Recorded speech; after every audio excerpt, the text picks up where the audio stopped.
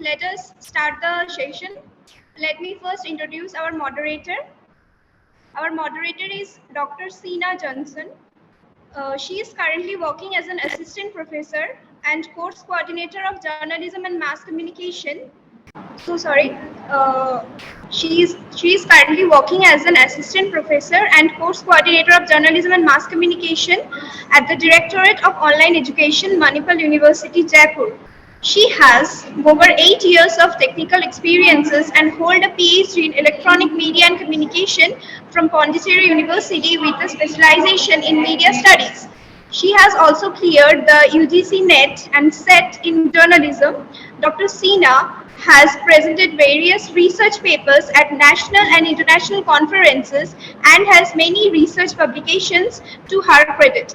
Besides, she has also served as a Board of Studies member in IQAC committee member, external examiner, and question paper settler for both state and private university. Over to you, ma'am. You can start the session. Ma'am, kindly unmute yourself. We cannot hear you. Yeah. So thank you, Shomasri. Thank you so much. So good afternoon, one and all. Ma'am, we still can't hear you. Still can't hear. Hello. Hello. We can hear you. I can hear, ma'am. Yeah, am I audible? Yes, ma'am. Yes, perfectly. Yes, Shomasri, you need to figure out. I think so. We can hear her perfectly. Shall I proceed? Yes. Oh, okay. So, good afternoon, one and all, and welcome to the International Conference of Media and Communication, New Media Landscape in India, Dimensions, Issues, Strengths and Future by School of Media and Communication at Ahmedabad University, Kolkata.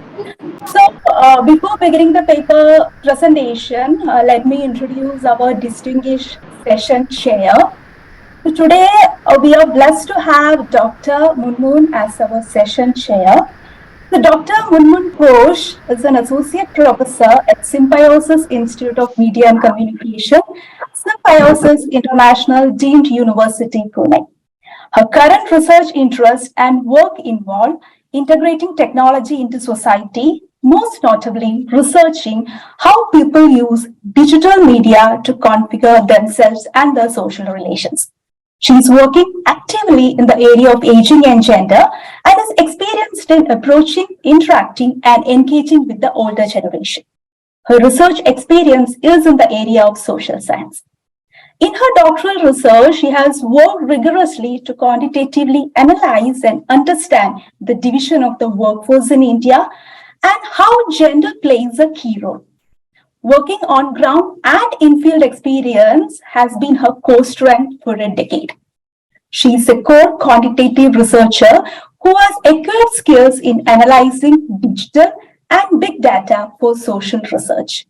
She holds expertise in multivariate analysis techniques and using statistical tools for interdisciplinary and transdisciplinary research work. Welcome, ma'am, to ICMC 2023. Thank you so much for your kind introduction and generous remark. I look forward to some good sessions and, of course, added bonus, as I always say, is learning. So, thank you so much. Thank you, ma'am. So I think to all the participants, you will be given 10 minutes for your paper presentation. And for question answer session, followed by that, we will have a question answer session for 5 minutes.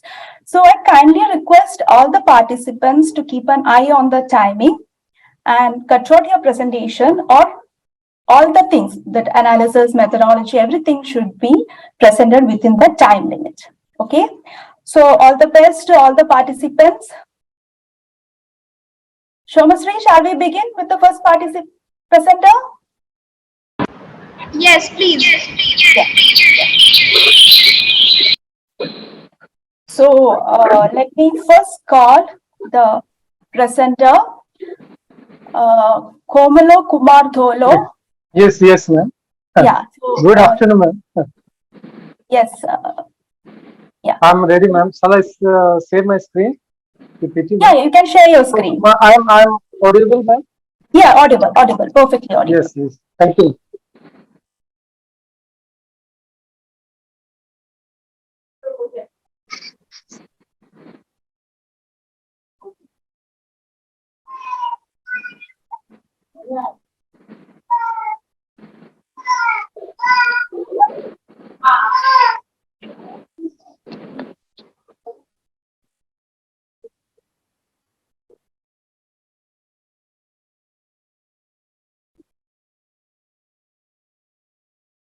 No, it is, ma'am, my, Yeah, your screen is visible, sir.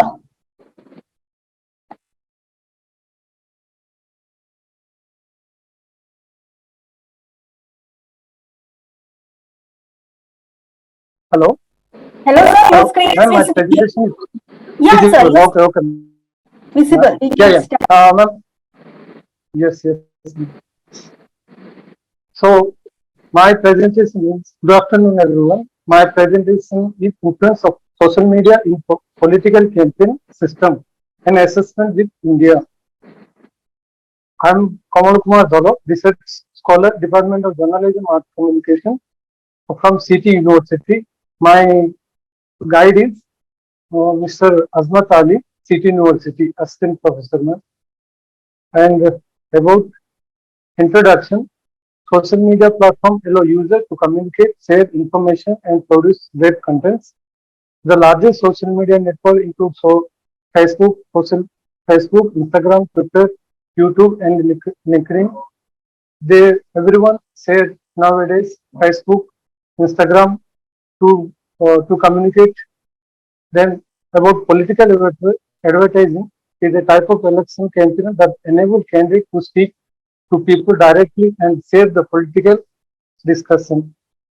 A large portion of Indian voters were frequent mobile and internet users during recent election in the country, is studied by Mehta. About literature review, Nakshamonti stated the relation between use and extension of social media as instrument for political parties. Election campaign in social was examined by the researcher Ravi and Vasundhara. The authors conducted a pilot research with young people in Bangalore city with analysis that referred to the election as India's first social media election, since it was first time in nation's history social media has a significant impact. Then Niazi et al. Researchers used non-Western campaign setting to test their theory. The researchers proposed that political participation in the campaigns of each of these three parties significantly predicted by online activity, particularly the sharing, campaign, and information. Ahmad et al. The author's study looks into how Twitter was utilized as a campaign tool during 2014 general election in India, which marked the election first foray into use of social media for political campaign. Then this is the how the social media impacted the first social media used by Barack Obama. Leading up 2008 election, Barack Obama was the first presidential candidate to embrace the power of social media to build his brand. He, he went from relatively political unknown to elected office by spreading grassroots effort, pulling the rug from unknown the political establishment. The entire landscape of political campaign changes through use of grassroots fundraising, social media expertise, and viral sensibility used defeat more prominently candidates. Then election campaign on social media in India 2014. The Modi victory message has become the most repeated post in Indian history. More than 7,000 counting confirmed role of social media. And through use of social media, BJ was able to show many young voters. And while official number on the young voters are to failure, BJ clearly won the contest for young voters elections.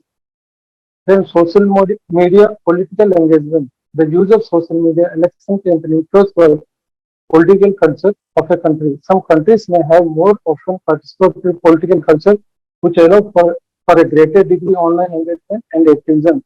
In contrast, the other countries may have more hierarchical and closed political culture, which may limit the use of internet political purpose.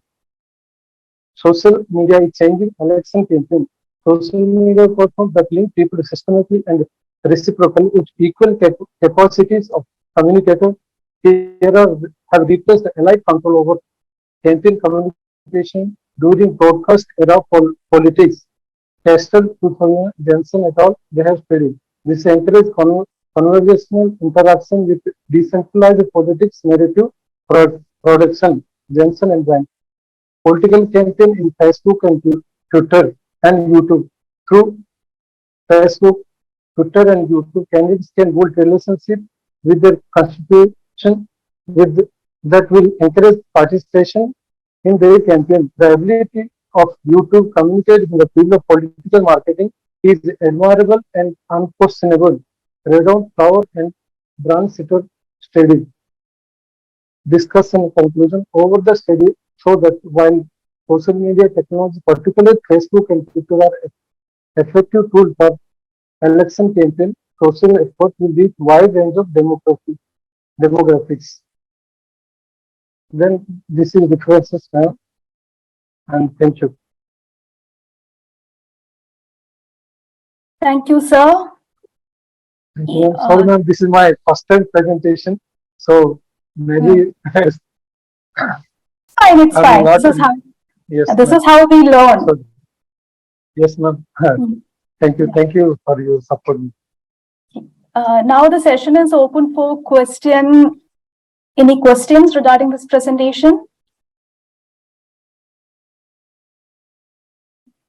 Other participants?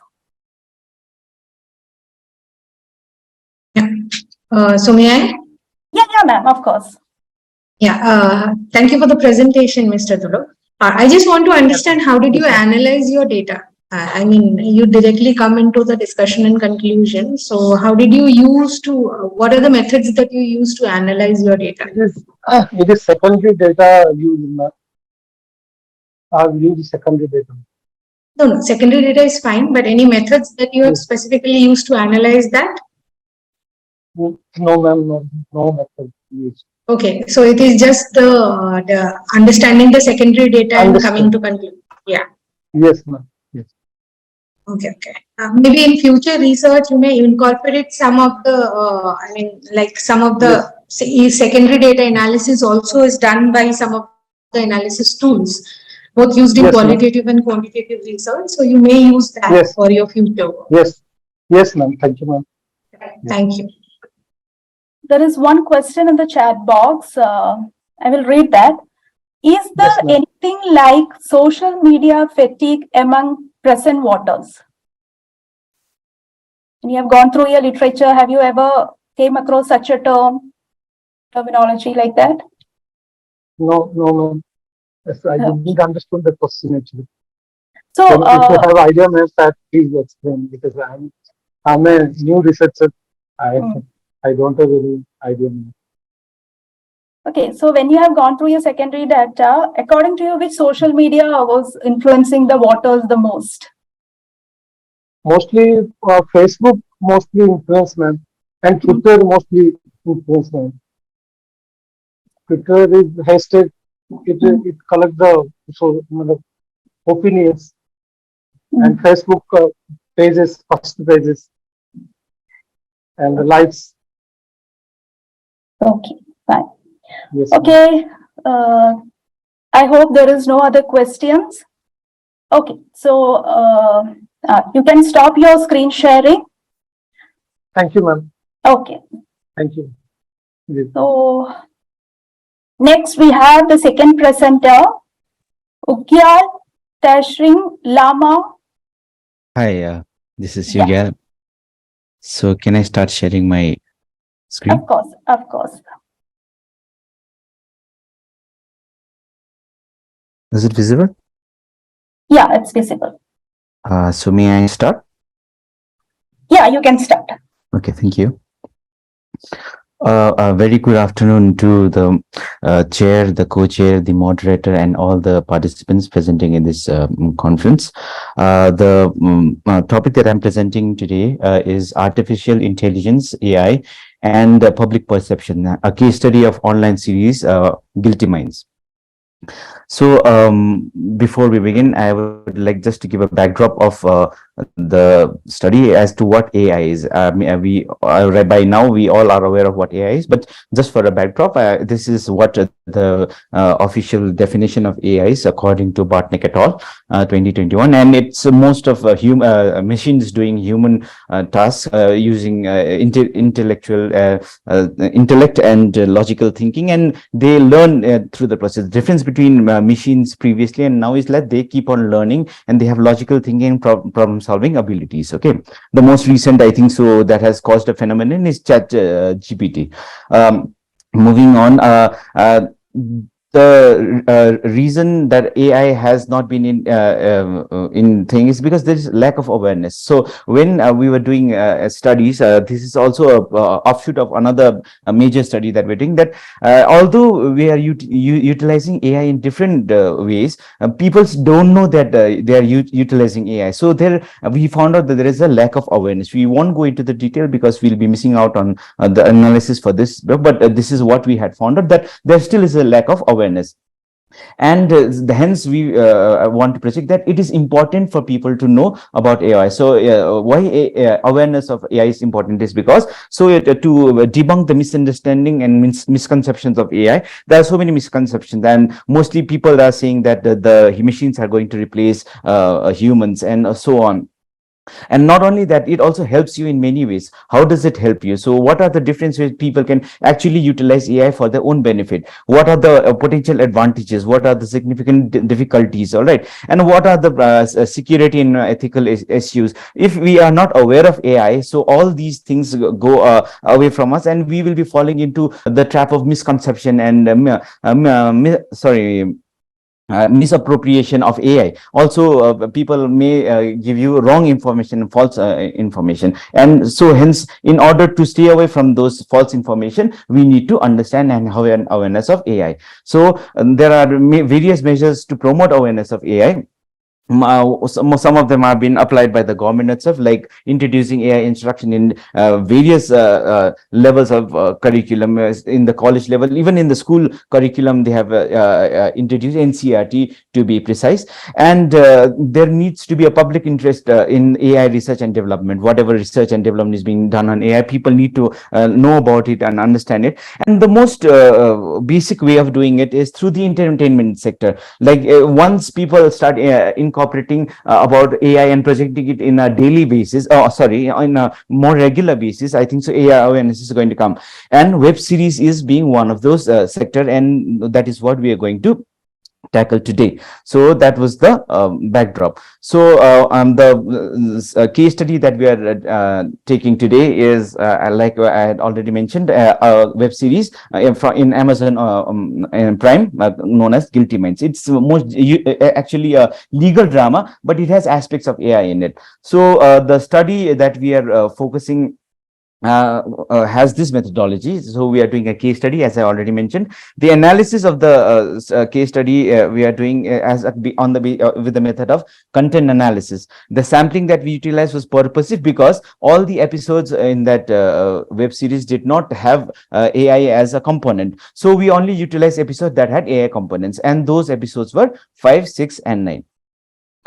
Moving on, we'll get into the analysis part. So the first episode was episode 5, known as Alap. Alap actually is a name of an AI software that is used by a programmer to create music. So the episode depicts the difference of music making process by the programmer and the actual musicians.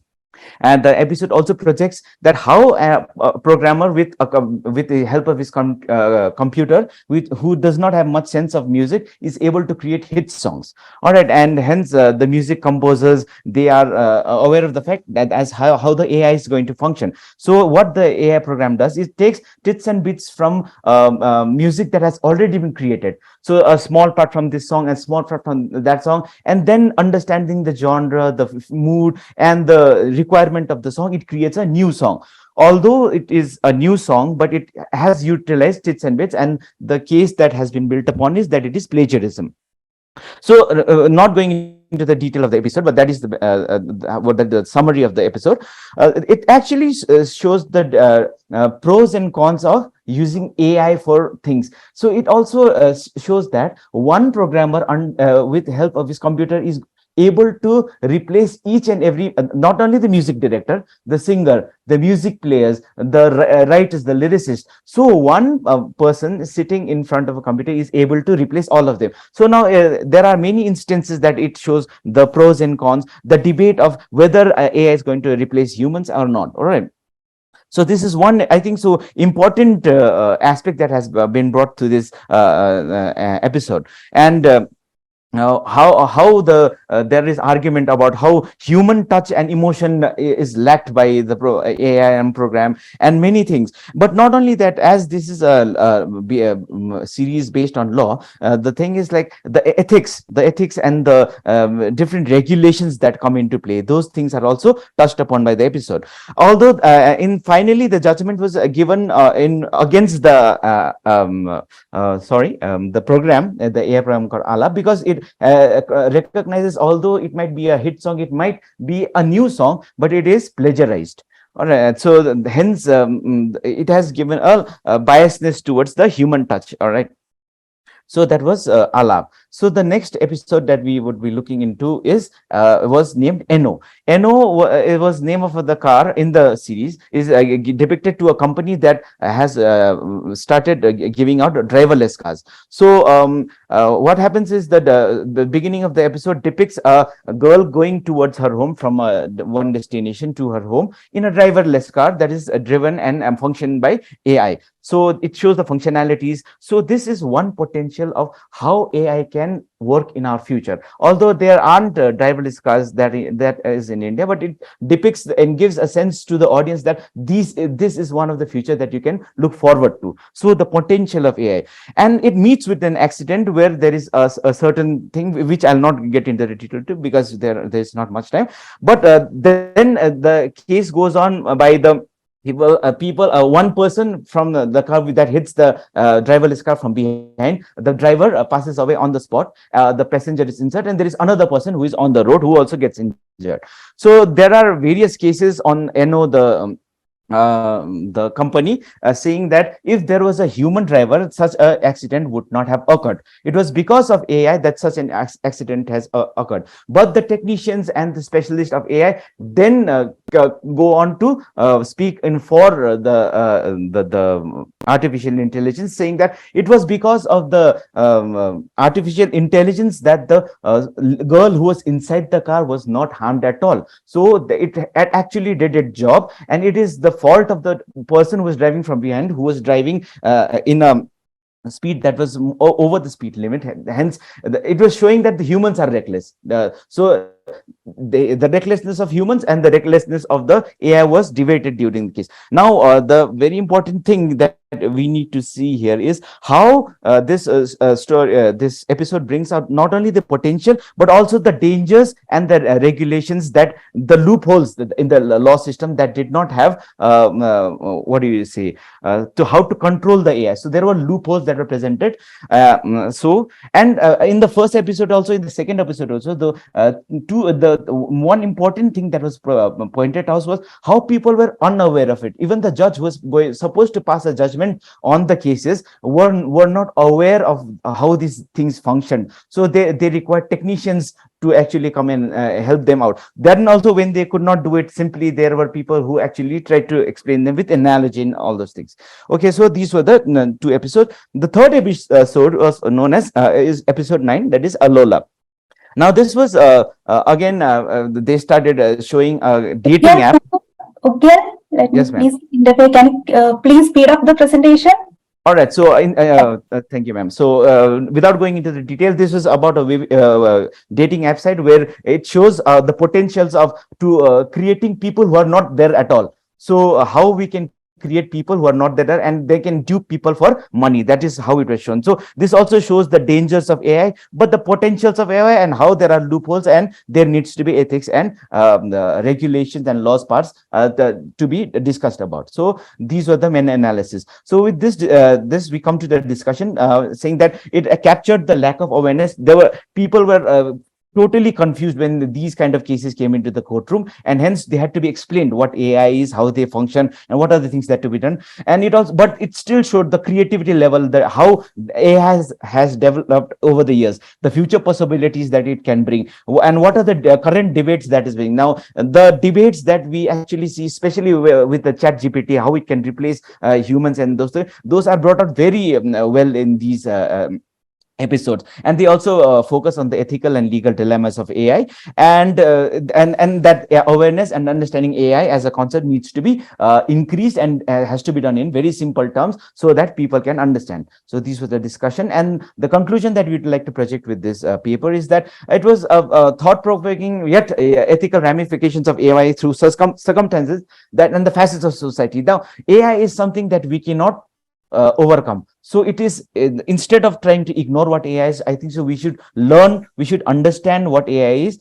and we should learn their standards, the potential of AI, and use it to our advantage. So that is what we want to say through this paper. And coming to the end, that is all, I guess. Thank you so much. I could not say much, but I think so this is enough, I guess. Thank you. Okay, thank you, Ukhil. Now, any questions?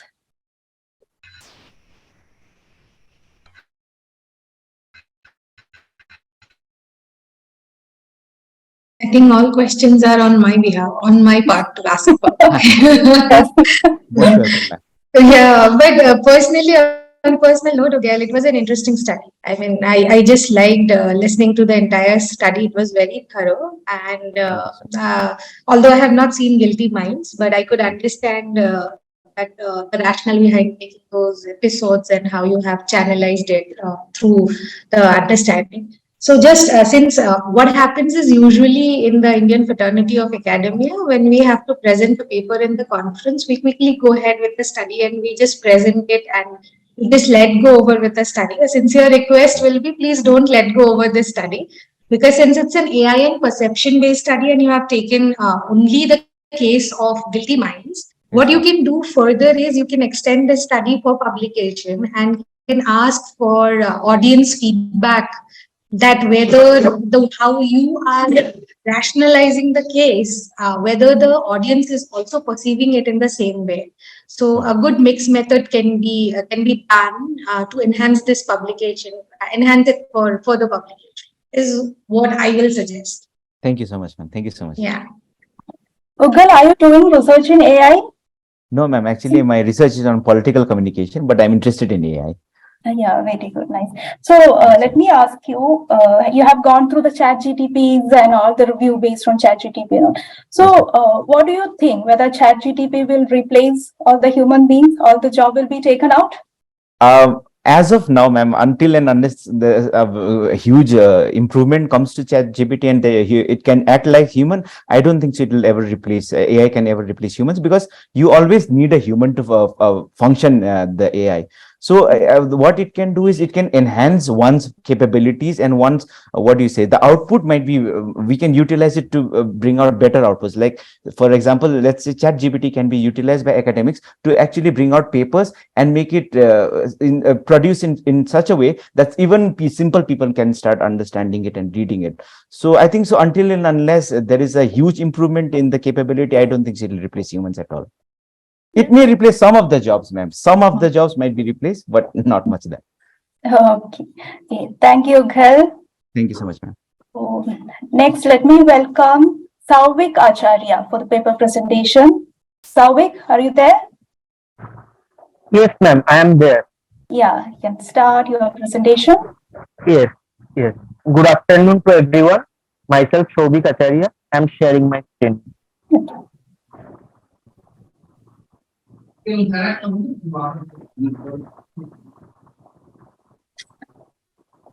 Sauvik, give me 1 minute.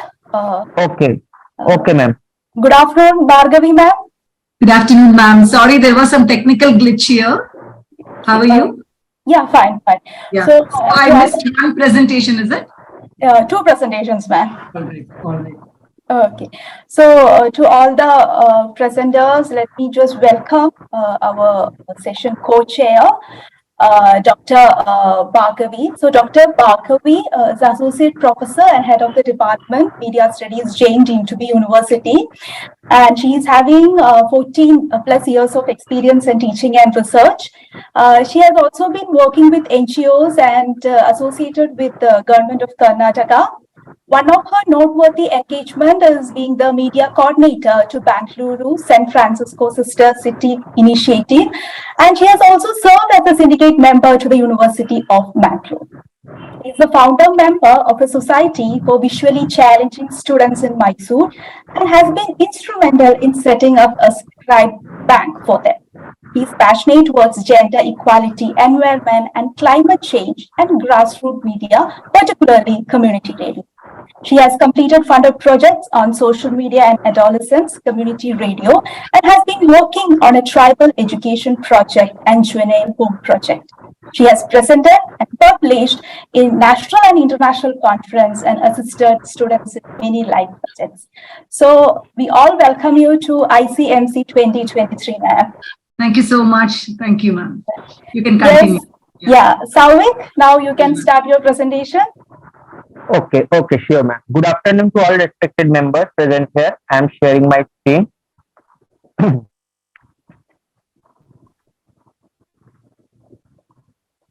Ma'am, is my screen visible?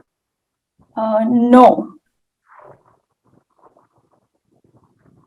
The presentation which I am showing it is not visible. It is in PDF format? No, ma'am, PPT. I am sharing my screen. Yeah, now it's visible. I think it's. Oh. Yeah, now it's visible. Yeah. Visible. Okay, ma'am. So, myself, Shobhik Acharya, PhD research scholar in mass communication from Mahatma Gandhi Central University and ICSS doctoral fellow in media studies. My title of my research paper is The Impact of New Media on Social Media Influencing and Celebrity Culture. Under the theme of this conference, Social Media Influencers and Celebrity Culture. So, coming to the introduction part, new media covers all forms of earlier media, including print, television, radio, and traditional forms of media. New media tools and technologies covers different digital forms, including social media like Facebook, Instagram, Twitter, etc. In earlier forms like print, radio, television, the phenomena of social media influencing and celebrity culture was not present. But through the globalization spreading throughout the world and birth and growth of new media, this new phenomena is coming day by day. The social media influencers are taking the help of social media platforms like Facebook, Instagram, Twitter, Snapchat, WhatsApp, YouTube, among many others to create this influence around them and creation of a new celebrity culture around them. In this, devices like smartphones, laptops, internet connections, Wi-Fi, 4G, and also broadband connections are helping them in the process. It is evident that the new media has a great influence, and it is through new media tools that they are being able to do this. Through Facebook, examples to Facebook pages, the creators get liked, followed, and the videos can also be shared to different people all around the world. Coming to the literature review part that I have done, according to famous authors that I am going to tell, according to Nicoletta G.C. in 2008, in her work, she said, the new media culture is the new phenomena in the media scenario for sure, but it is able to change the way people think and respond.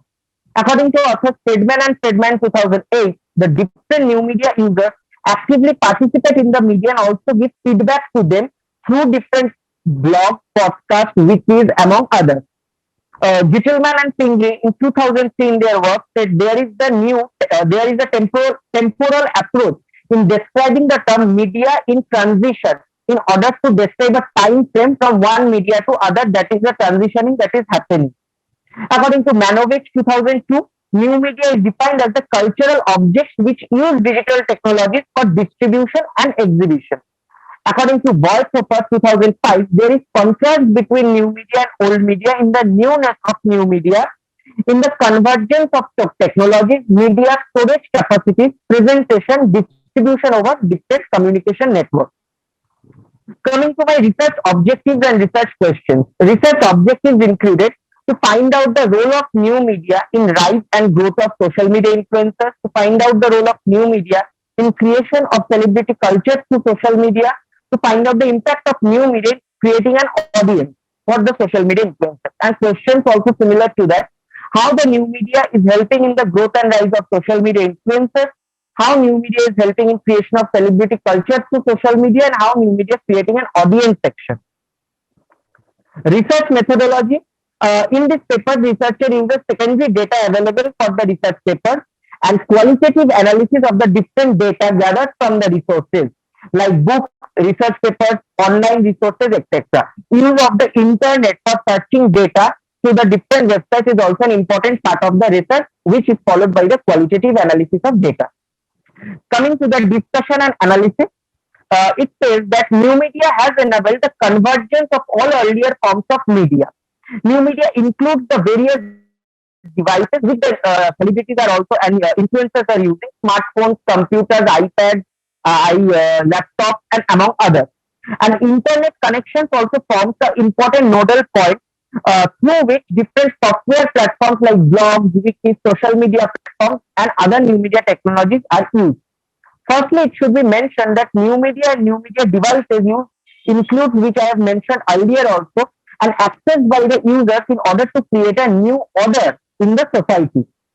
Coming to the new media tools and technologies, new media rather say the entire phenomena happens to new media tools and technologies like the computers, laptops, smartphones, 4G internet connection, and even now the 5G internet has come to India. This and Wi-Fi and broadband also have helped a lot in this process. Through the smartphone, the users are able to create the social media accounts through platforms like Facebook, Twitter, Instagram, etc., and also use the technologies to create their followers, and influencers are continuously using this method. Coming to the social media part, under discussion analysis, Facebook. In this 21st century, Facebook is currently owned by Meta and one of the most famous applications used. It is used by social media influencers and social media celebrities. Influencers and celebrity culture is created around them, as they now have a huge audience section to follow them and like their content. The Facebook users and self-made celebrities on social media are, as they are called, the social media influencers, can share their content through the influencing tool and mind the decisions of the followers also through their account and pages. They are becoming part of different companies apart from print, radio, and television through their advertisements and their collaborations done through social media. Instagram is another social media application through which a large extent celebrities are using this app, especially for photo sharing of photo. Example: the celebrities like actors, fashion models, sportsmen, they are using Instagram to a great extent to create the celebrity culture around them. Influence their decisions through their messages. Also, the content which they are sharing through Instagram, they are reading and influencing the minds of the followers through them. The different Instagram content through different messages create an influence on the users and affect their consumers' buying decisions. As we see, when we scroll through different Instagram accounts, their various advertisements also come through them. WhatsApp, as we know, tremendously all over the world, this account is properly used by users, can create a huge impact on the audiences, as it is the modern day messaging platform. Like in earlier days, we used to create telephone messages, but now it is WhatsApp through which messages are created, WhatsApp groups through which various contents are shared. Through this, a new platform is created. Also coming to YouTube. YouTube, as we all know, videos are always interesting than still photos. And it is YouTube which is owned by Google, and it is one of the most important and most shared YouTube platforms through which videos are created and content creators are day by day gaining importance in the media scenarios. They are also earning a lot through the monetization policy of YouTube. There are food bloggers, there are fashion bloggers, sports bloggers, among various celebrities and influencers on YouTube. The role of smartphones and in social media influencing and celebrity cultures, as I have already mentioned.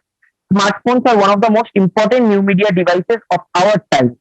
From land phones to box phones to today's smartphone technology. Smartphone calling, some used for calling, messaging, multimedia purposes. Also, there is an Android smartphones and iPhones, which are also much more advanced than Android smartphones. With the combined use of smartphones and internet connections, the different apps are used through which the audience are created, and different kinds of blogs, lifestyle blogs, education blogs are created through this. The phenomenon of social media influencing and celebrity culture through social media is not new anymore. It is since the beginning of the new media devices and social media in the society. Using the social media platform, different kinds of groups are created through which marketing among the audiences are also performed by the celebrities and social media influencers. Social media accounts of Facebook, Twitter, YouTube, Instagram, etc. have many subscribers and followers who become the marketing persons on which the experiments are created. Through this, the entire phenomena is done. Coming to the findings and conclusions, last part, new media has indeed helped a lot in the rise and growth of social media influencers. Social media is an integral part of new media. Without its growth and development, social media like smartphones, internet connectivity, etc., this process would not have been possible. New media, through social media and other celebrity culture, a new public sphere is created where through new media tools and technologies, social media influencing is done. Audience is the most important factor for any celebrity. Without audience, nothing can happen. So new media is always important, as through which on daily basis followers, subscribers are increasing of the celebrities. Conclusion, a new public sphere has been created through which audiences get connected to the social media, and through the celebrities they connected to their content. And many brands and companies are thus taking the help of social media influencers in promotion of their products and services through the social media. Social media influencers and celebrities have a certain amount of influence and followers and audiences associated with them. Thus, they take this opportunity to influence the decision-making process of their followers through this social media and other new media technology. Thank you. My presentation has been completed. Okay, thank you, Sauvik. Now Thank it's you, time for Q&A. I'm stopping the sharing. Yeah, you can. Now, anyone having any questions? Participants?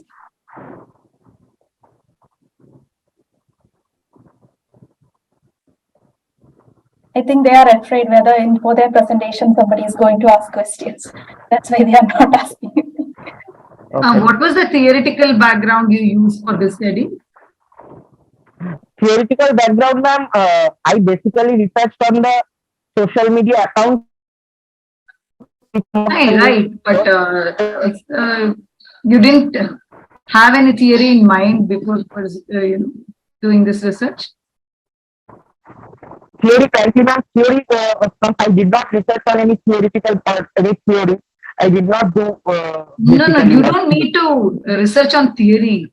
You need to use the assumptions of some theory which some media scholar would have given earlier, and see if you could have tested that theory, right?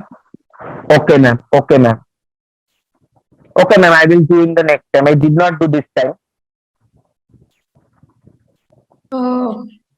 I have one question. In short, do let us know what is the novelty of your study. I mean, new media and influencers, and there are a lot of studies that has already happened in this domain, and social media and influencers, celebrity influencers, non-celebrity influencers, as well as there are a lot of studies, qualitative, quantitative. So I just want to understand what's the novelty and what's innovative aspect that you will put forward by conducting this research. Ma'am, I exactly did that. You are asking that what is the new output from this paper?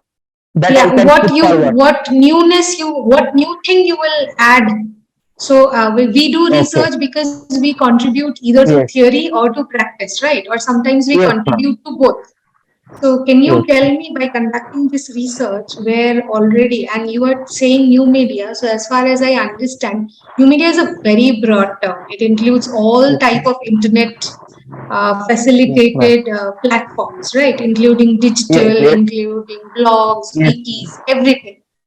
So it's yes, ma'am. very Yes, ma'am. broad. So what contribution through your study you are intending to bring? Yes, ma'am. Since I'm a new researcher, I did my part. Since I focused on social media part, like Facebook, Instagram, what I did, I basically followed different accounts of the big celebrities, or we can say YouTube bloggers, 5 to 6 from each account. Once I mentioned like BBT Vine, who is a very famous entertainment factor now from YouTube and Facebook. Bhuvan Bam, so what I found out to them, that everybody is everybody means many people are trying to establish themselves as a social media influencer. Many people, but what I found that not everybody is being possible. Means thousands of people are trying to immerse themselves as a medium of No, income. you're not understanding her question. She just wants to know what was that unique thing you found in your research. That's all. You know, Yes, that ma'am. Yes, you following, they are your samples, you have done your job. That's not the thing. But was there something different? So basically, have you done review of your literature?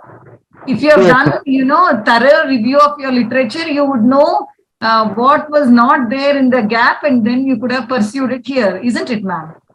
So that also, I don't Absolutely. think there was Yes, any. ma'am. One thing I found out, that the famous personalities who are going good in their research, in their social media accounts and celebrities, they are doing something different. They are doing something innovative in their account, maybe it's Facebook, maybe it's YouTube. And those who are doing normal stuff and normal content creation, they are not finding any importance among the audiences. This thing I have found out, ma'am. Thank you. Over Thank to you, you. Miss Hina. Yeah. Yes. Okay. Thank you, Souvik. Let Thank me you. call the next presenter, Aijaz Ahmad Mir.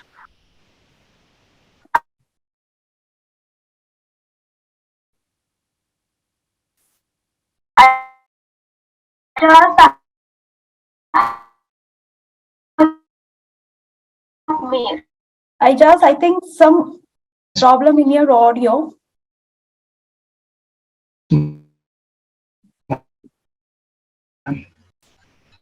Your voice is breaking. Ma'am, the next presenter maybe can go and then we can call him again. Okay, I just check out with the technical issues. I will call the next presenter, Keshav Vivek.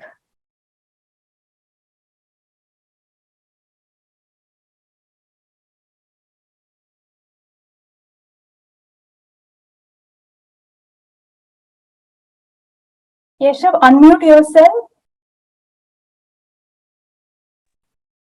Yes, ma'am. Am I audible now? Yeah, you are audible. So this is Keshav Vivek. I would like to extend my thanks to School of Media and Communication, Adamas University, to the chair, to the co-chair, and all participants who are part of this program.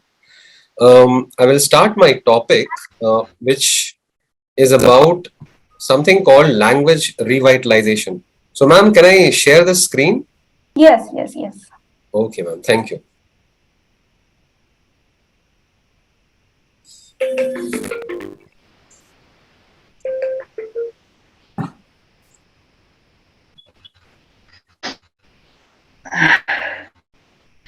Yeah. So this is about a topic called language revitalization, which is being done in the digital age.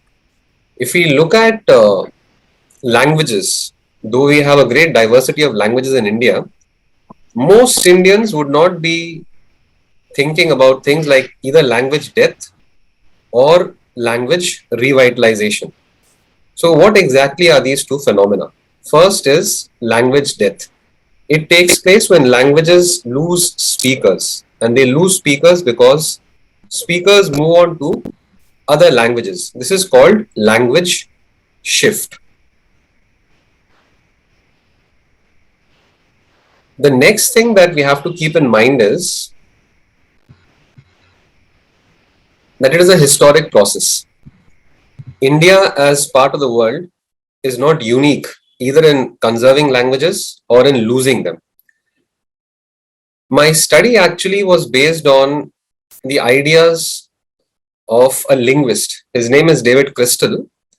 He said that the internet, as well as the process of globalization, has played a crucial role in bringing about a revolution in the world of languages.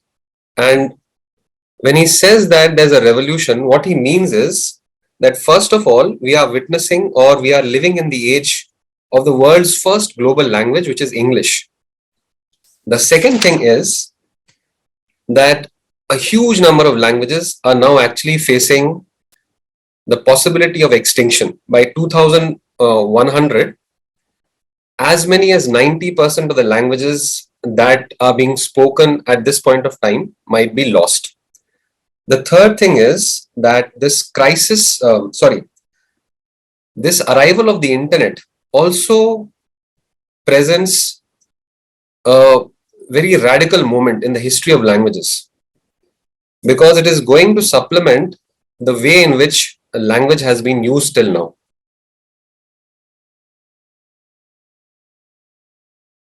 You got muted, Mr.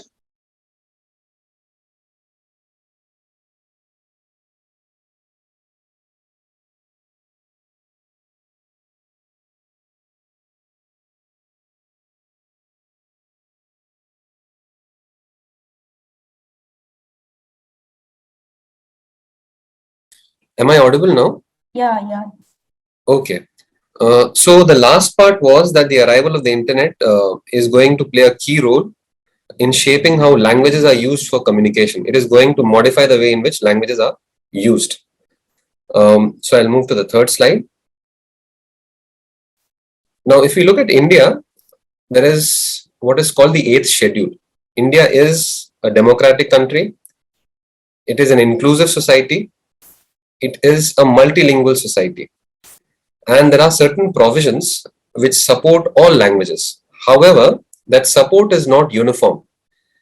Some languages get more support compared to other languages, especially if we look at what are called the Adivasi languages.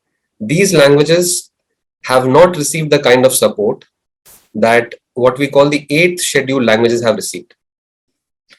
There are linguists who have worked in India who have seen that there's a large scale shift of languages going on.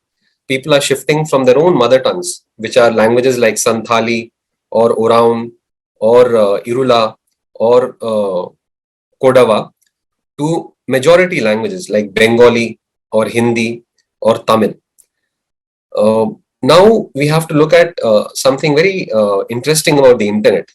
What the internet has done is, though it also kind of creates possibilities of the rapid extinction of languages, it also creates a dynamic where these disappearing languages can get support from their speakers and can flourish. So how does it happen? It happens through the use of new media. It happens through the spread of the internet. This is what David Crystal says in his book called Language Death in 2000. So I was actually looking at this framework when I tried to conduct this study. So these are my objectives and the methodology. The first was to understand language endangerment in India. Is there something called language endangerment in India? Yes, it is there. The second thing was to contextualize efforts at language revitalization in the post-globalization internet era. So one aspect of this scenario is globalization. The second aspect is the arrival of the internet and what we call new media like YouTube, Facebook, Instagram, Twitter, WhatsApp, etc., which are tools in the hands of people. The third thing was to examine what kind of digital media strategies are being adopted by stakeholders. When I use the word stakeholders, I don't just mean people who speak those languages. I also mean the people who are either studying those languages, which are like who are linguists.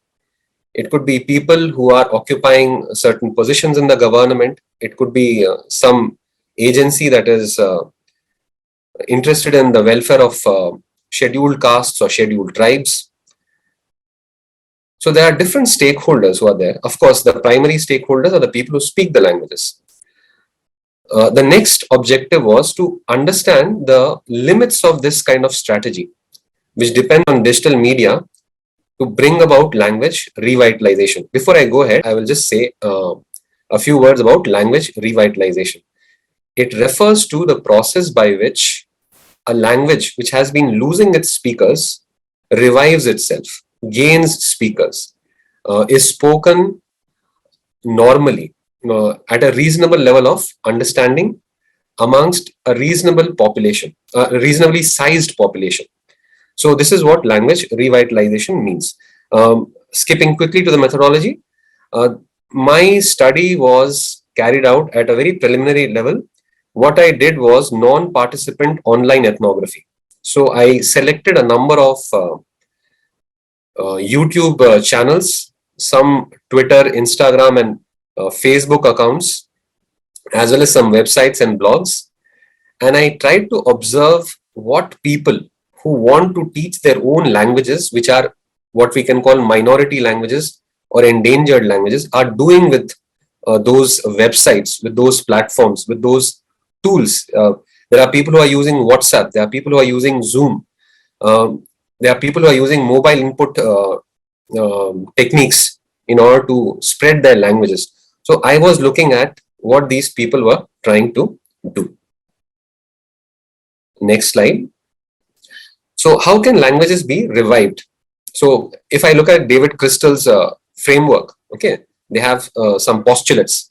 He has some 6 postulates which he states in order to say that a language is going to be revitalized if the following things are done by its speakers. The first is increase the prestige of the language. Prestige means the language is perceived as being prestigious, as having a history, as having a literary tradition, having something which is remarkable. That is what prestige counts as. It should create a positive attitude amongst the speakers that this language can be spoken in the public sphere, in front of others. So that's the first point. Second is the speakers can increase their relative wealth. When I say relative wealth, I'm saying their wealth or economic or like social well-being with regard to the dominant communities, which would be urban Indians, okay, or which would be people who speak these majority languages like Bengali or Tamil or Hindi. They will be able to increase their prestige and their relative wealth with regard to these people. The second is they can increase their legitimate power, which is the power to demand rights for their languages, to say that our languages should be used by the government.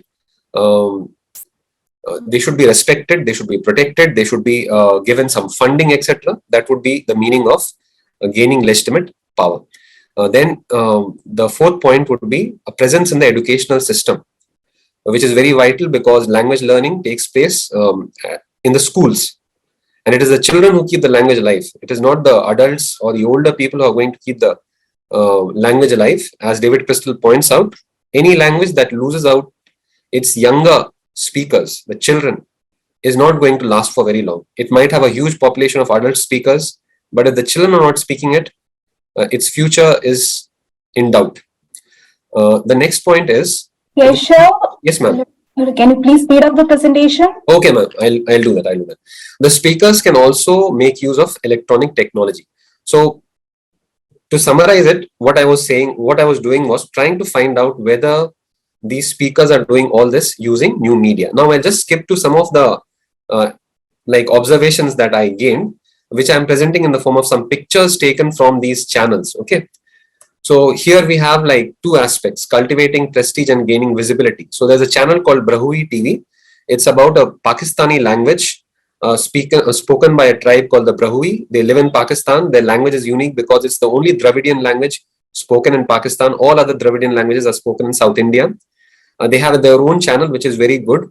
So they tried to link their language to the Indus Valley civilization and link it to the Dravidian languages of South India, which according to the speakers of Brahui provides them prestige. The second thing is gaining visibility.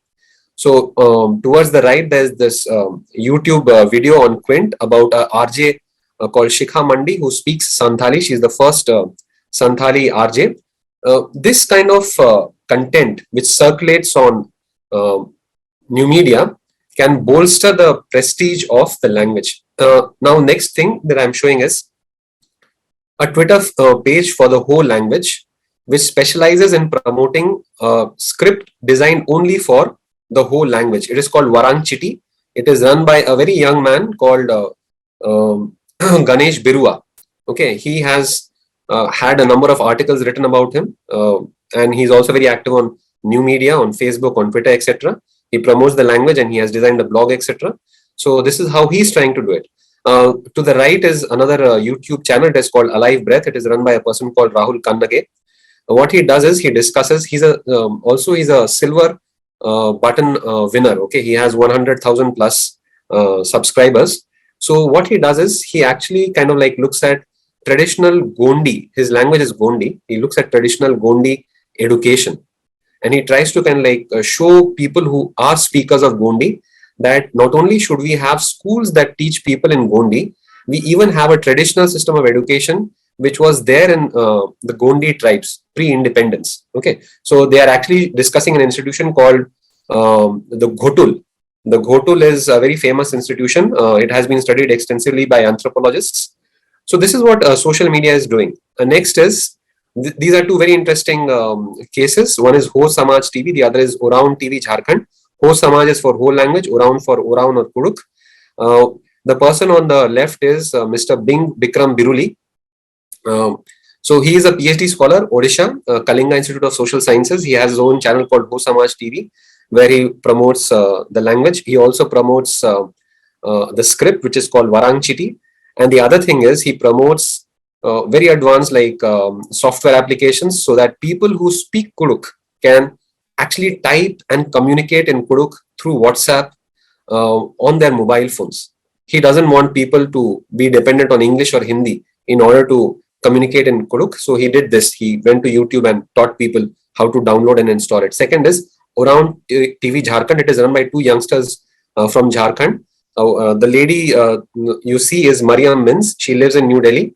What she does is she uses YouTube along with Zoom and WhatsApp to run tuition classes in Kuduk or Oraon. Okay, very innovative use of technology, very cheap, very flexible, and friendly towards people who don't have the money or time to learn their languages, which are disappearing in schools. Okay, which don't support this language. The last part would be documenting languages and lifestyles, which is very important. So this is about preserving linguistic heritage. And this is being done not only by people who speak those languages, it is also being done by government agencies like OSTM. OSTM is the Odisha museum, okay, tribal museum, which like documents this whole area of knowledge related to language use in different kinds of spheres: economic activity, arts and crafts, culture, okay, singing, textiles, etc.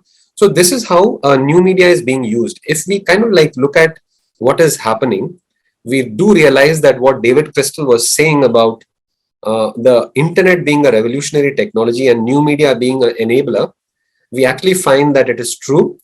So these are the conclusions of the study. First is language endangerment is a reality in India, and the people who know it very well are the people who belong to these minority speech communities. Second is these people are also using the internet, using digital media because they find it to be very accessible, very inclusive. It gives minority languages a space. Third is the way these people are using the internet or new media. It is very innovative. They use complementary strategies. They combine different social media accounts. They combine different kinds of tools. Like you have this Varang Chiti mobile input device, which is downloadable through Google Play Store. However, we have to be careful. What do we have to be careful about? We should not get carried away thinking that new media or artificial intelligence can solve all problems. No, it cannot. It has to be accessible. It has to be affordable. And unless it is not, it will not work.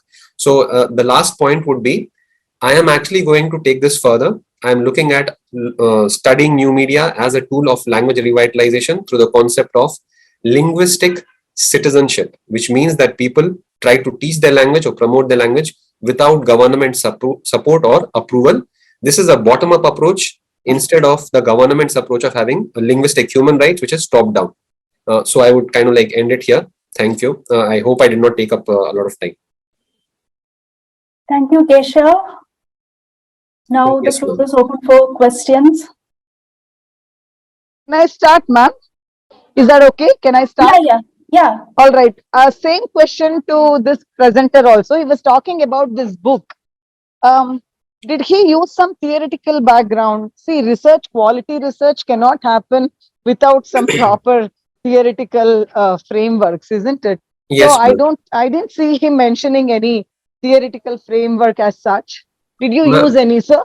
Yes, ma'am. There are two theoretical frameworks, ma'am. One is what David Crystal provides as 6 postulates for language revival. Have you put it there in the frame that what you put that was, because his name I never saw. Yes, ma'am, it is there. I kind of like skipped through all of that very fast. No, I didn't see. Yeah, but still, his name you're taking 100 times. We want to see now what it is. Okay, ma'am. One second. Sorry. I'm extremely sorry. So that is one thing. And what is the second theory? Second theory is, ma'am, what is called linguistic citizenship. It refers to the use of the promotion of languages by people using tools which necessarily do not have the government's approval in order to revive those languages, which is a bottom-up approach rather than what is called a linguistic human rights approach, where governments are responsible for promoting languages through measures like the 8th schedule. So I am thinking of taking up the linguistic. No, I'm not seeing that David Crystal's whatever assumptions, 8 assumptions which you are talking. According to me, you should have taken the help of another theory. Here? Slide 4, ma'am. Slide 4. Is this the one? David Crystal's postulates. David Crystal's postulates, ma'am. Where is it, sir? I'm not seeing. Okay, and this next question is, you should have used the well-known theory, cultivation theory. Na? First is that, and then other things will okay, come. Ma'am, I'll take that into account, ma'am. You should be the cultivation theory, because that gives all that you're talking, and one of the most used theories in media. First is that should be your primary assumption, and then you should go to others, according to me. Okay, ma'am, I'll do that. All right. That's about it. You can just show me that, and my question is over. I think session chair will have some questions to ask. Thank you. Okay, ma'am. I'm kind of like trying to show the paper, ma'am, so that it can be like shown to you in detail. You can just move the slide. What is there? Go back. Okay, ma'am. Just 1 second. I've actually moved the slide, ma'am. 1 second. Is it visible, ma'am, now? On objectives and methodology is visible. Yeah, below I have said I have used David Crystal's postulates, ma'am. Okay, fine. Fine, sir. No problem. Yeah. Okay, ma'am. And the last thing that you asked is there in the conclusions, which I said I would take forward: linguistic citizenship versus linguistic human rights, top-down and bottom-down approach, ma'am. Yeah, I saw. Okay, sir. Okay, ma'am, I'm very sorry. I don't know whom I'm speaking to. Okay, I'm Dr. Bhargavi Hemige. Okay, I'm a extremely professor sorry, at Jain ma'am, University. Okay. Yeah, I think you should put cultivation theory to this research to make more sense, because it's predominantly the media research, isn't it? Yes, ma'am. All right. Thank you. Now, I mean, chair can speak. Thank you, ma'am. Yeah, it was an insightful suggestion that Dr. Bhargavi has given, and I do agree that when you are doing any sort of research, it is very important to link or map your work with some theoretical framework, and it should be progressively like the already established theory and then the contemporary theories, which has come around with the recent research. Okay, the research, Mr. Keshav, I will say that it's very interesting, reviving of languages and looking into it. What I will say that since now you have taken ethnography and you have done a study looking into various languages through Twitter as a medium as well as YouTube, and there are certain mediums that you have used. Maybe as a progression of the study, when you are doing it and when you would like to dig deep to get more insights of the study, it will be better that you take any one language as your case study and Yes, can ma'am. approach it through a case-based method research.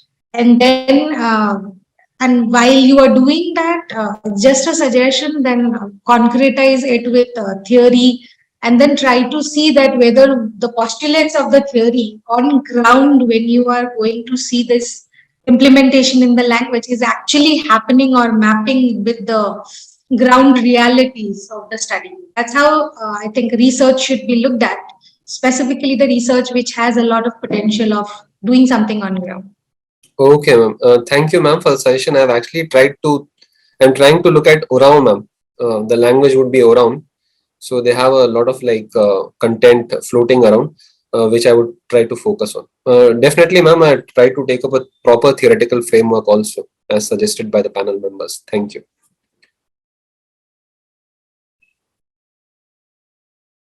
Okay, thank you, Keshav. Thank you, I ma'am. hope, yeah, I hope Aijaz Ahmad Mir is back. Yes, ma'am. I'm back. Actually, the strong sword, which is my name there, I am unable to change it right now. Okay. Yeah, are you And ready for the ma'am, presentation? yes. And ma'am, the second issue is that I am joining through my mobile, and I have my PPT in my laptop. Now I am unable to move that to my mobile, so I will present without PPT. Is it possible? Chair, can we allow him? Yeah, it works. Yeah.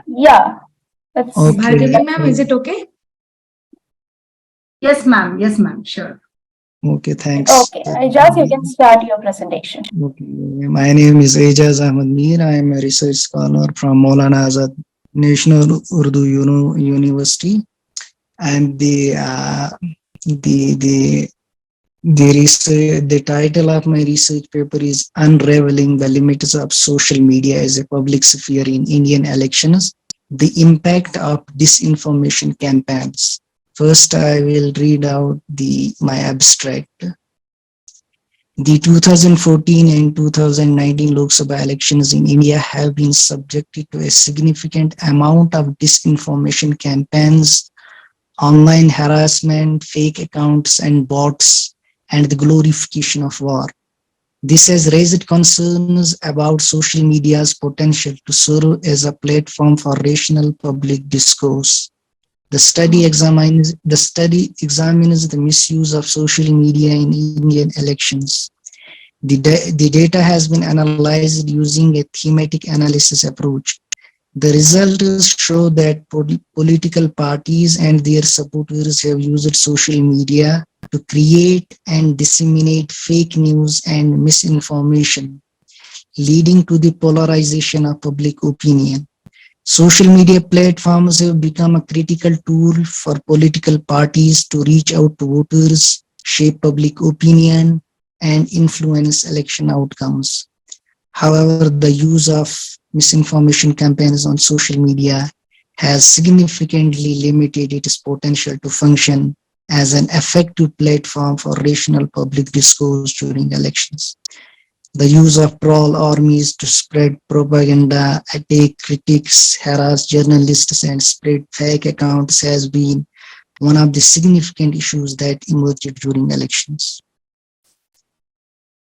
Introduction. Social media has emerged as a significant platform for political communication and public discourse.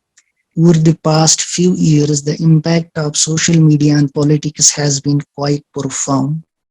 It has transformed the way politicians communicate with their constituents, mobilize support, and organize their campaigns. While it has opened up new avenues for political discourse, it has created a range of challenges and risks for democratic governance. By providing direct access to voters, social media platforms like Twitter, Facebook, and Instagram have enabled politicians to bypass traditional media outlets and directly communicate their messages to their audience. It has empowered citizens to engage directly with their elected officials and in many cases mobilize themselves around social and political issues. The objective and research methodology that I have employed in my paper. This paper aims to study the impact of disinformation campaigns on the role of social media as a public sphere in 2014 and 2019 Lok Sabha elections in India. This paper is based on secondary data analysis. The study draws upon a range of sources, including academic articles and media reports. The data has been analyzed using thematic analysis approach. The study examines the role of social media as a public sphere during 2014 and 19 Lok Sabha elections in India and the impact of disinformation campaigns on its potential to serve as a platform for rational public discourse. There are some highlights which I would like to mention.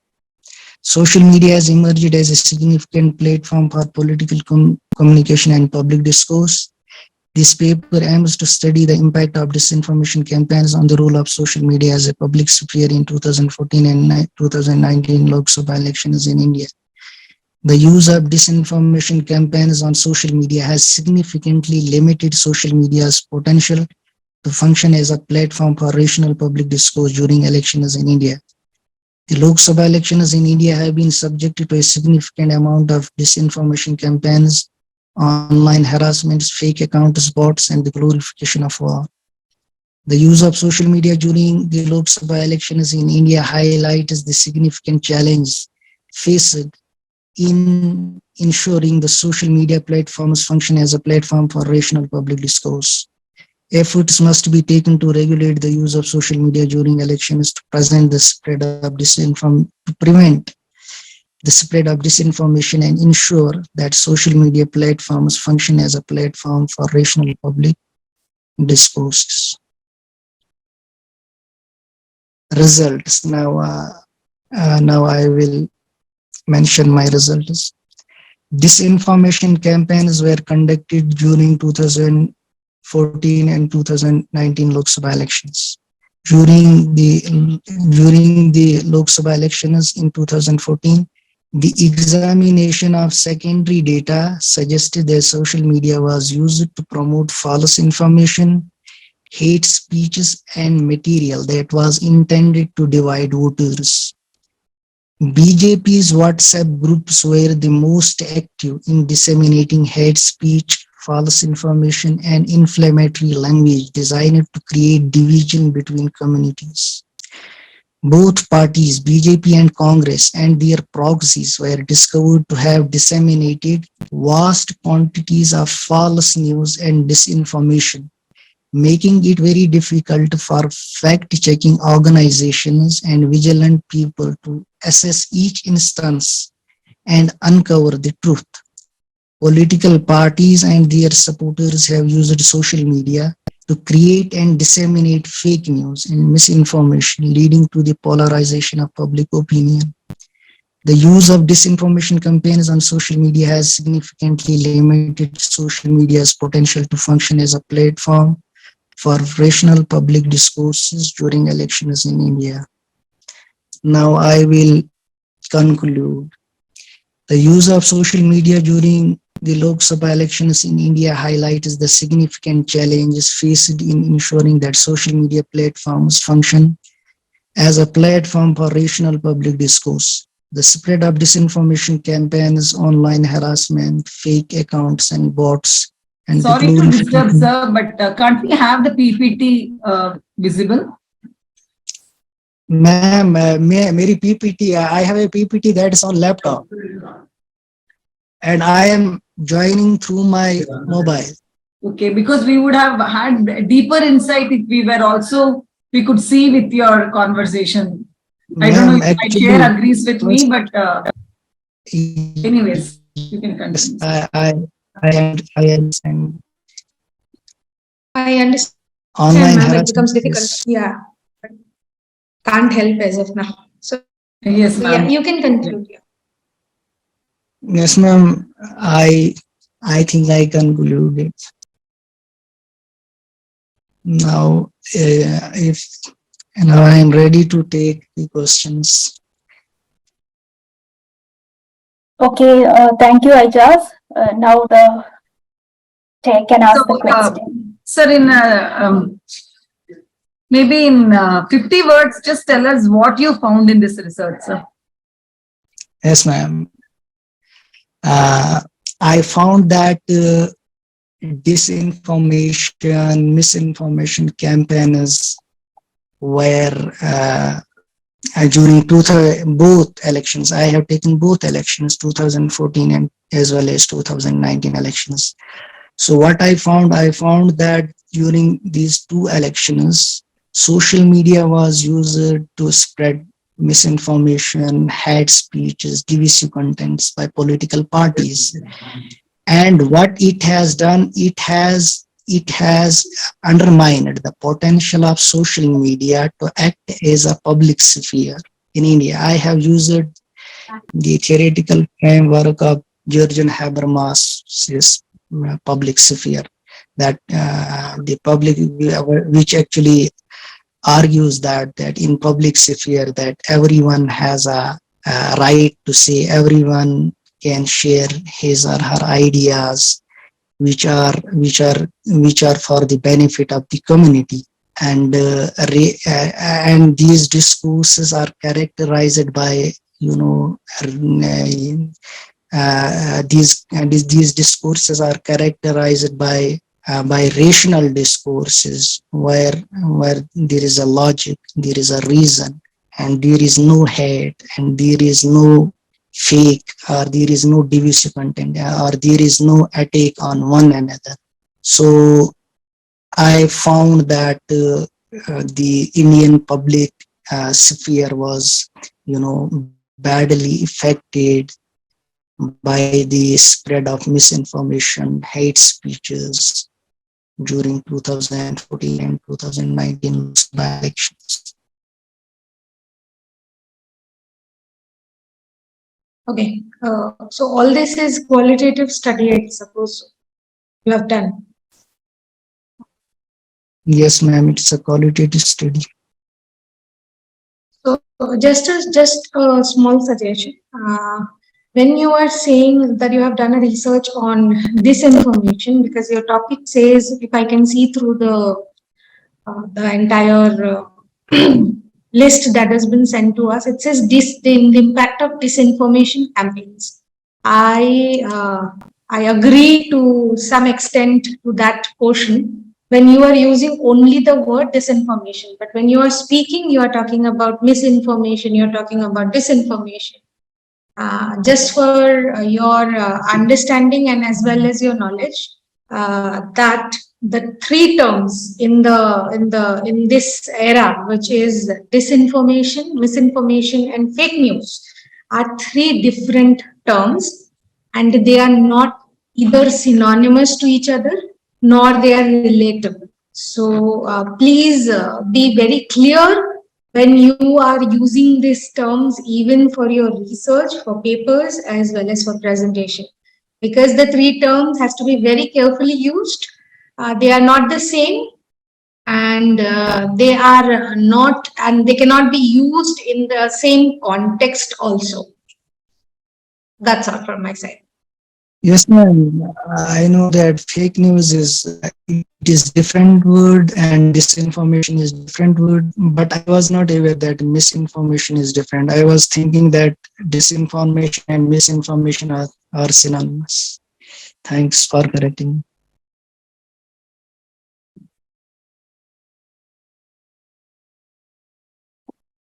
Thank you, Aijaz. I think we can move for the next presenter. Next, we have Anisha Thakur.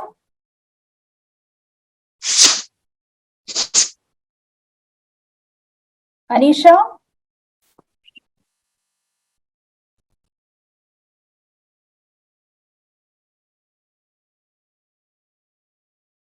can see you have unmuted your mic, but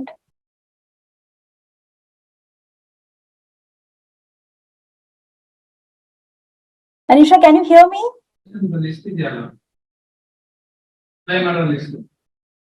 It's visible, but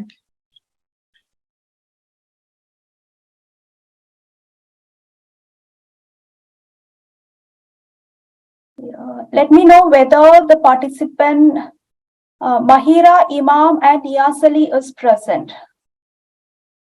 From the participant list, I can't see them. Anisha, are you ready?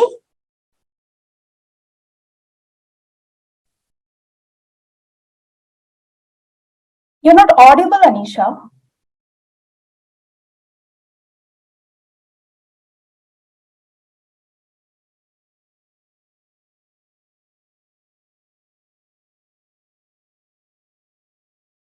If Niyaz Ali and Mahiri are not there, you will be the last presenter.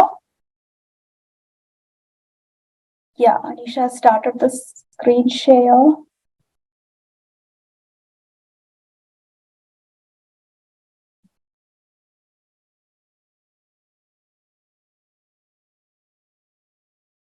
Anisha, we can't hear anything from you.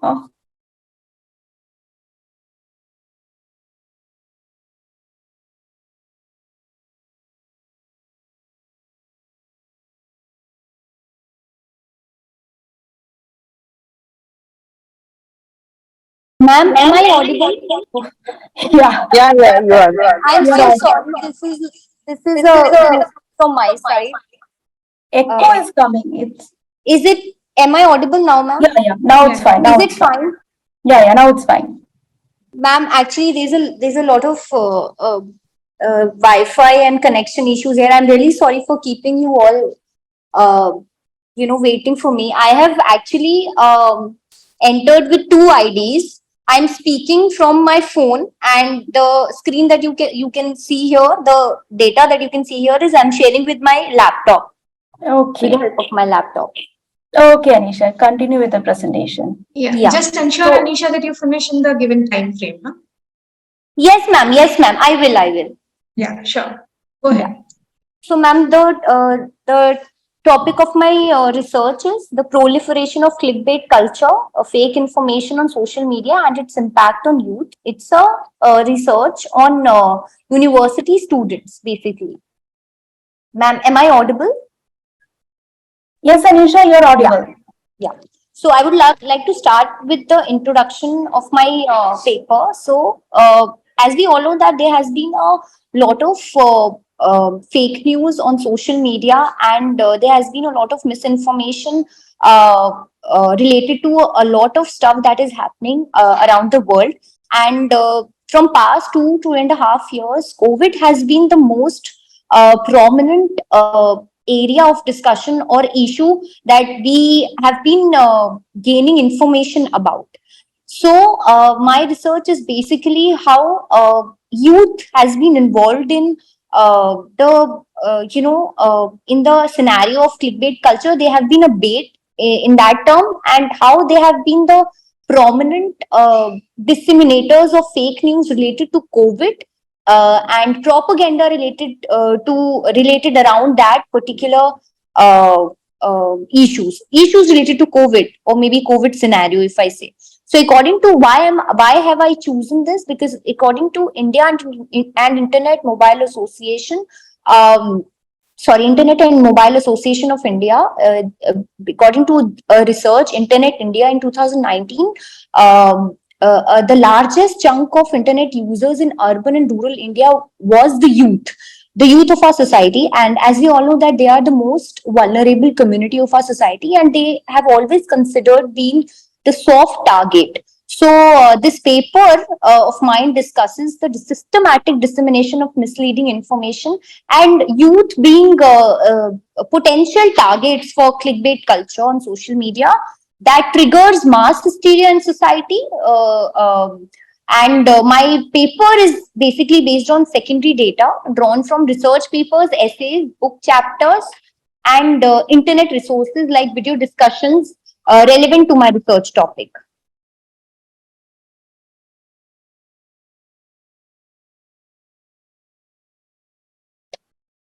So the significance of my study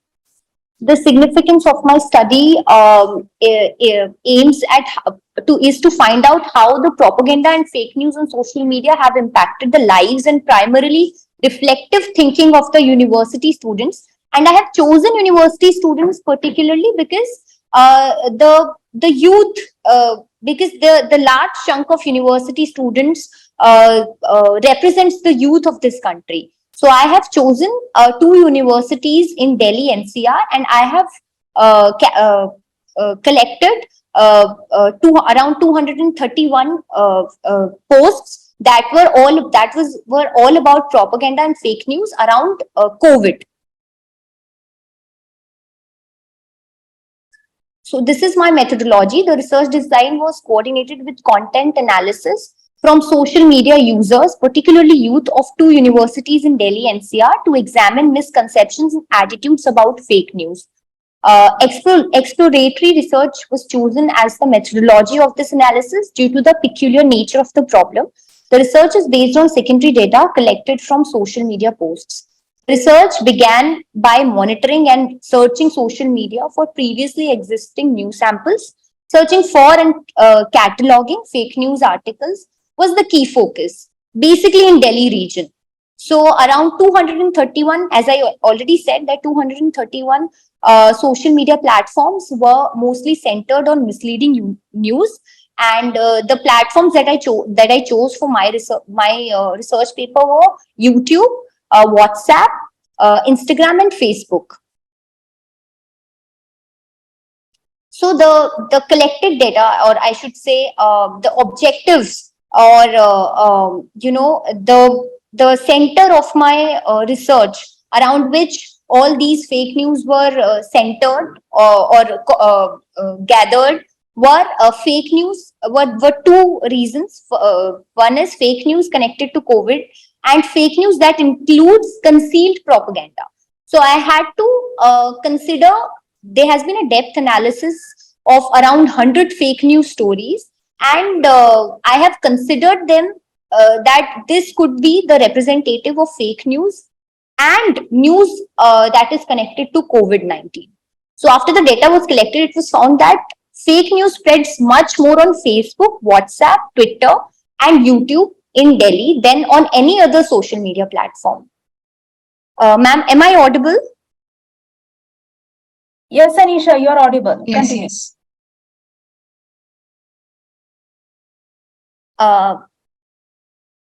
Okay, so the evaluation of the data is made up of two steps. First, the content that had been gathered was looked at in terms of topics, types of contents, goals of fake news.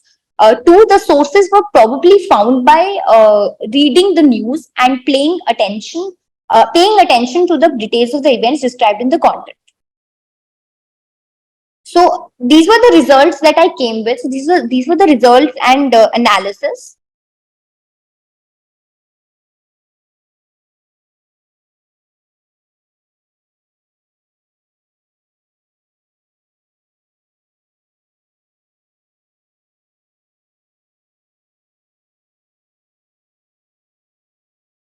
Anisha, your voice is not there.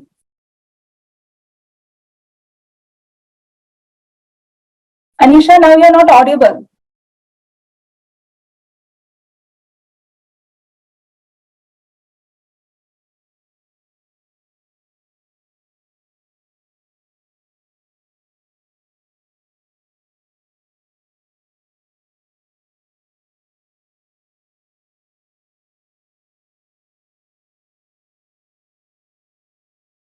I think she has lost the connection. I think so also, because both sides she has still got disconnected.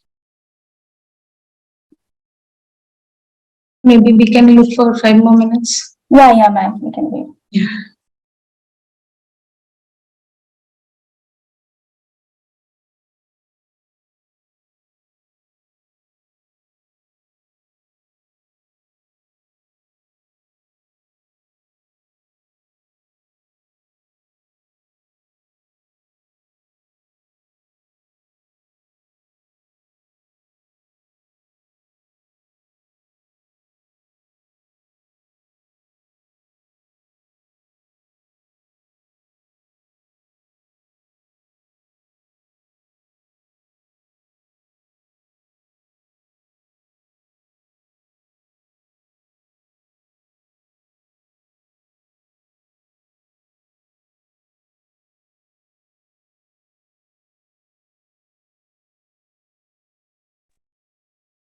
Anisha, Ma'am, am I audible now? now you are audible. You can continue the presentation from slide Ma'am, 8 onwards.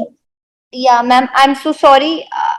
I'm trying to share the presentation, but I'm not able to because there's still. Can you please give me 2 minutes? I can figure out. Anisha, meanwhile, what you can do is you are already in your findings. So Yes, you ma'am. can wrap up. Yeah, you can wrap up with the conclusion and discussion. Okay, ma'am. I'm just trying. Just give me a minute, ma'am. I'm just trying to share my PPT. Could you please give me like 10 Yeah, seconds, please? yeah, please.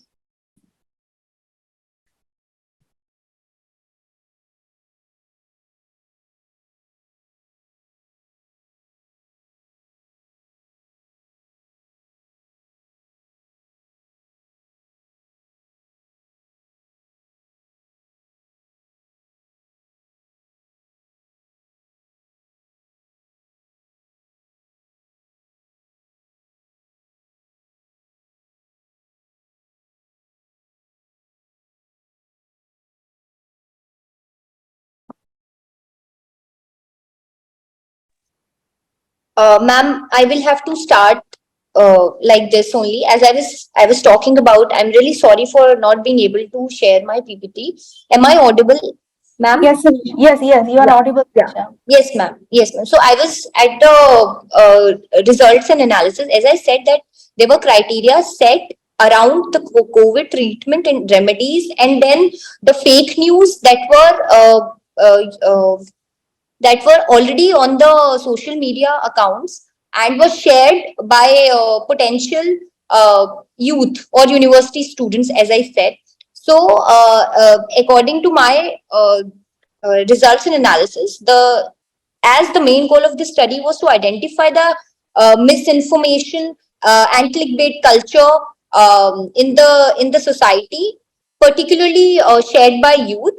So during COVID-19 as well, there were fake news around COVID-19 treatment, remedies, hospital and medical professionals. These were the and general sickness treatment. These were the four main points and areas around which fake news stories and propaganda stories were shared by youth on social networking sites. So and there were two my research presented two factors, and I identified that the reason behind the spread of fake news is to cause widespread fear and hysteria among the general public, which ultimately causes illness. The goal of fake news is to make people afraid, and the second is fake news is basically built on propaganda that tells people to buy certain medicines recommended in fake prescriptions.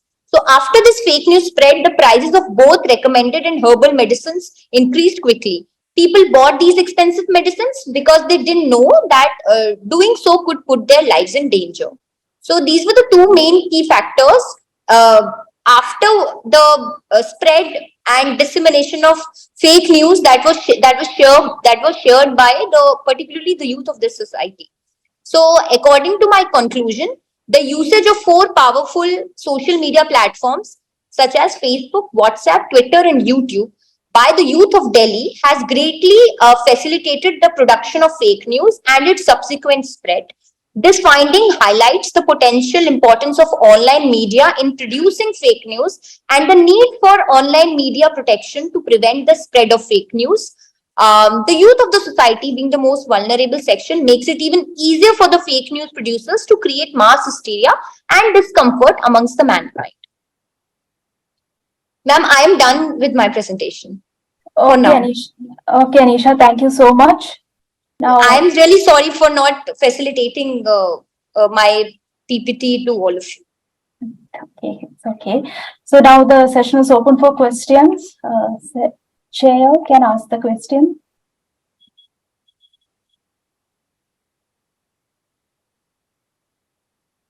I think there is a question in the chat. Let's see that. Yeah.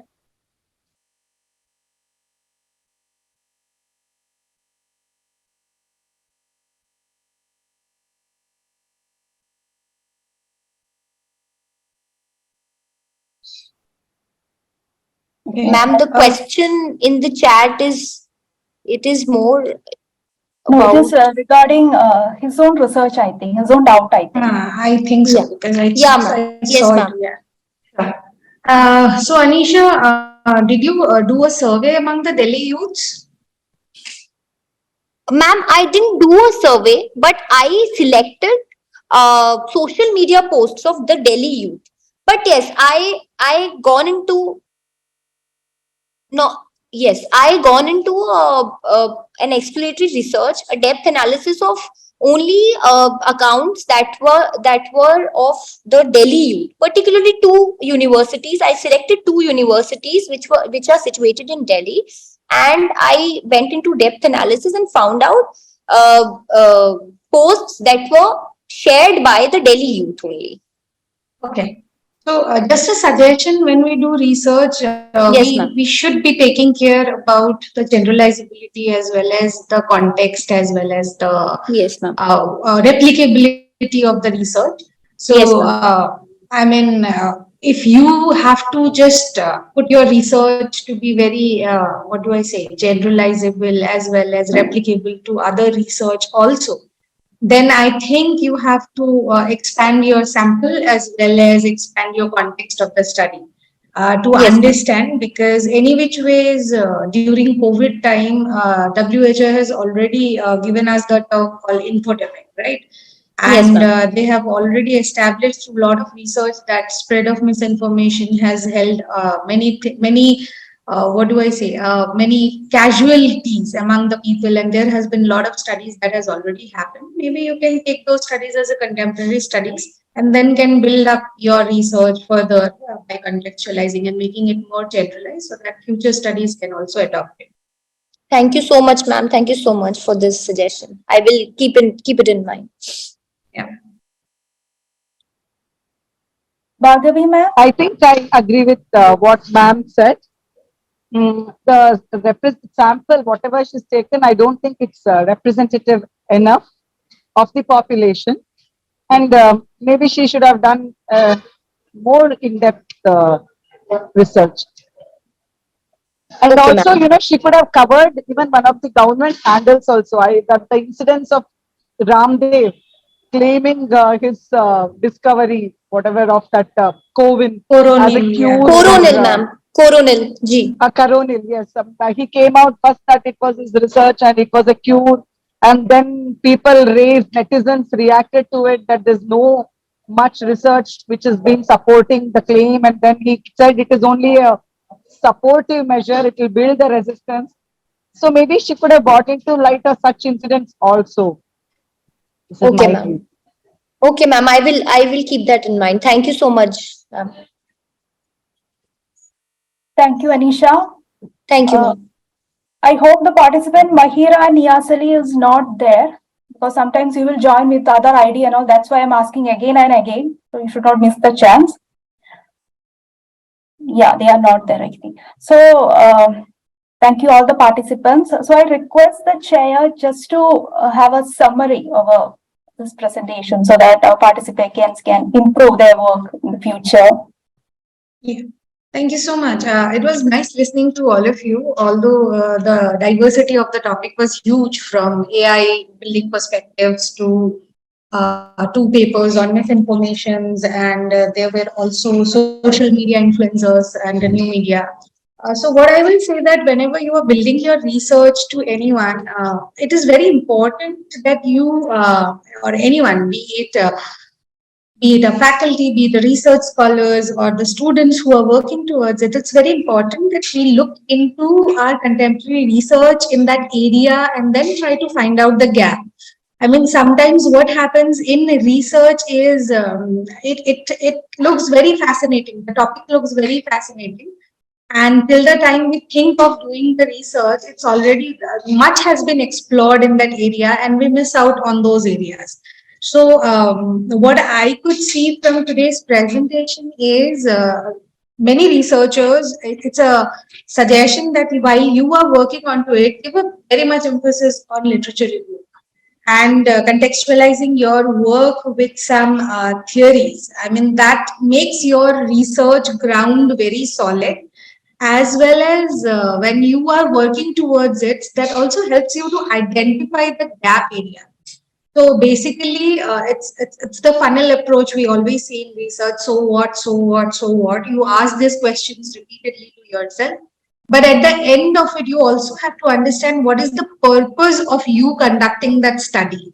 I mean, what new you can bring on board by conducting that study, and what novelty, the term that we use in research, what novelty is the research is bringing onto the entire body of theory, existing theory that we have, as well as considering the practitioners' insights. So just take care of that and focus more on building your research onto by building a good literature summary that will always helps us to build a greater insights in the study. Thanks. It was nice interacting with everyone. Thank you, Bhargavi ma'am and Seena ma'am for this opportunity, and Admas University. Truly great. Thank you. Thank you, ma'am. Bhargavi ma'am, your insights? Yes, I'll just wait. I'm just trying to, there was a technical problem. Just trying to log in. Just hang on. Okay, ma'am. Yeah. Can you hear me now? Yes, ma'am. Yes, ma'am. All right, all right. So I think I agree with ma'am completely, because I was always pointing out at the theoretical, frameworks in each and every research, because it was missing. Most of the papers did not have theoretical assumptions. Research is based on theoretical assumptions. Our theory is what gives our subject the substance, isn't it? So we are missing that in most of the researchers. And another thing which the researchers missed out, which I felt was at least two interesting studies happened in that area. They should have, bought it out on board, which was never there. So no slide was there on literature review. That was missing. Only then the gaps are identified, and that is how the research is advanced, taken forward. Or if there is a study which is complete in itself, then they are going to make it, if that will be a study done maybe 5 years ago or in some other country. So they are trying to check if the findings match the situation, context, and the timing, whether it is timely or something has changed now from what has been researched earlier. These are certain things, as man was insisting for novelty. So what is now? What is new that they have found? If the research is still valid. So the media habits of certain community, which was 10 years ago in America, is it still same in India now, or has it changed? Somehow you have to build in the context and then bring some novelty in that. Otherwise, we are not interested, because why we spend so much time, money, effort is to bring in new perspectives. This is what I feel. I think all the researchers here should understand. Whatever we are trying to do, extensive literature review is the fundamental primary thing one has to undertake. Only then he or she should build upon their thing. Because when they're doing literature review, many things change, isn't it, ma'am? The perspective change, the research idea only may change, the topic may change. So that is very important according to me. So, but otherwise it was very nice, especially the language one was very insightful. We never thought in that angle. See, that was the newness that research brought. How we are compromising our native languages to this globalization. So that kind of, and also I really liked the framework which he used as a benchmark, that David Crystal's thing. So that can also see the research can be innovative, the methods can be innovative, ideas can be innovative, but only it should support our study. That's all. That is what we look as, assessing the work. I hope my ma'am agrees with whatever I said just now. Isn't it, ma'am? Yes, absolutely, absolutely. I think, the two researchers, yes, I think you have missed that Ugel's work, when he was talking about case study of guilty minds and how AI has been taken. So that was also very interesting and a very new study. And I missed that. And what was the second one about, ma'am? That one about the linguistic that you were talking about. All right. So the first one was about how AI has impacted our lives. So it was on Yes, that. yes, Okay. yes. All right. He brought a very fresh perspective through a series. Yeah, this is what The is case. required. Some freshness which will linger on our mind, and Yeah. maybe we should be motivated to tell our students or ourselves to take up either that subject or some different angle. I mean, Very true, very true. this is what is all about this conference. Yeah. Yeah, thank you. That's about it. It was a great session. Enjoyed it.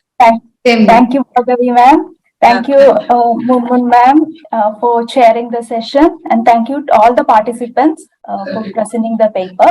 I hope you will got some information regarding how to present the research in future and all. So take care of all those things and all. And thank you so much to Adamas University for organizing such a beautiful conference. Thank you so much. Thank you. you. Thank you.